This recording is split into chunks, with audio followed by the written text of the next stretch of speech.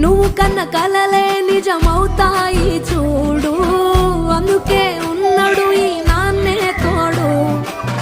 దశరథ మహారాజే నాన్నై పుట్టాడు, నువ్వు రాముడంత ఎదగరనేడు. చరితలు ఎన్నడు చూడని మమతల గూడే వీధిరో, సంపద అంటే ఏదో కాదురో, ఇంతకు మించి అది